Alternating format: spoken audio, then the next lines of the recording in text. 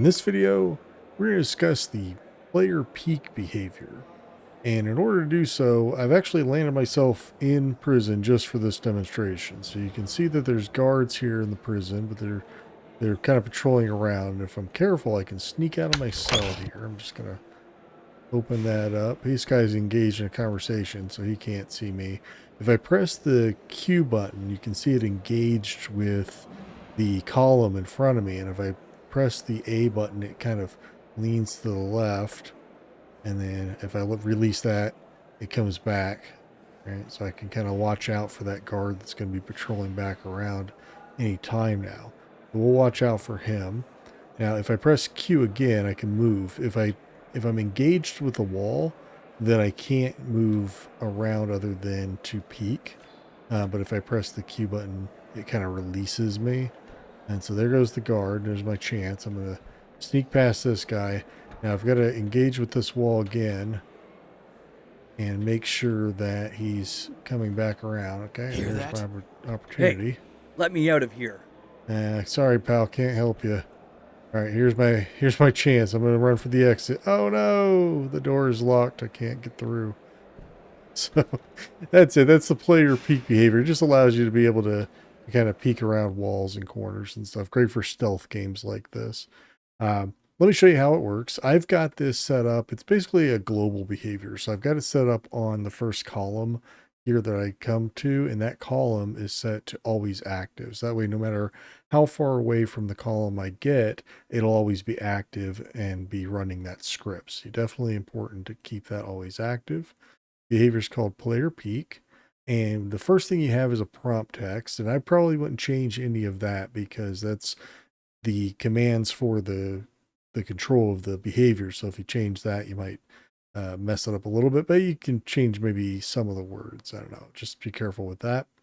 The peak side amount, that's how much are you going to peek around the corner. So that was a 30, I don't want to call it degree because I think that's misleading, but it's basically a 30 unit lean to the left or to the right.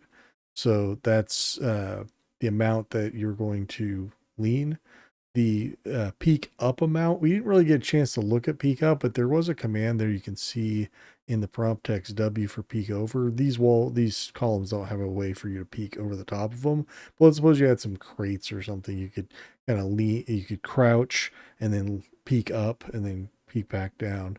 Just wasn't useful in this demonstration, but you get the idea. So the peak up amount is just same thing. It's just how much are you going to go up and come back down. Then you have the peak speed. So that's how fast are you leaning when you peak.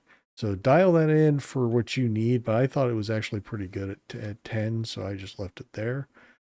We have the toggle with key or hold MMB, which is middle mouse button. Those are your options for the peak style. So in my case, when I came up to a wall, I had to press Q and that toggled it with the key, which is the Q button, to be able to engage with that wall. But I didn't have to do that. I could hold down the middle mouse button and then peek and then release the middle mouse button and it would be fine.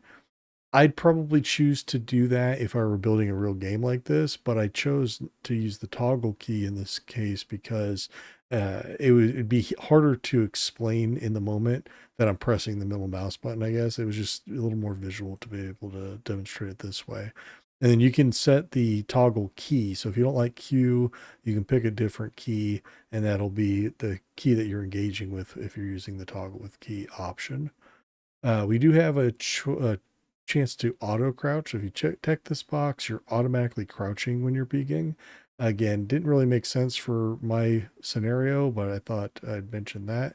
And then you have hide weapon. If I had a weapon, then when I engaged with the column, it would hide that weapon for me while I was peeking. And then once I disengaged with the column, then the weapon would come back. In this case, I'm in prison. I don't have any weapons. So I just ticked the box to make sure that was not going to be an issue at all. But that's the player peak behavior. If you enjoyed the video or if you learned anything new, please be sure to click the like button down below. If you're new here, or if you just haven't subscribed yet, would love to have you stick around. Be sure to subscribe. And lastly, if you'd like a notification for whenever new videos are posted, just click the bell icon. That's your friend that's going to help you know when a new video is ready for you to watch. Thanks so much for watching all the way through. Quick one today, guys. Thanks a lot. See you in the next one. Bye for now. Hey, don't forget there's a written guide for every behavior, including ones I haven't yet covered on this channel. And if you want to learn some more, why don't you check out this video next.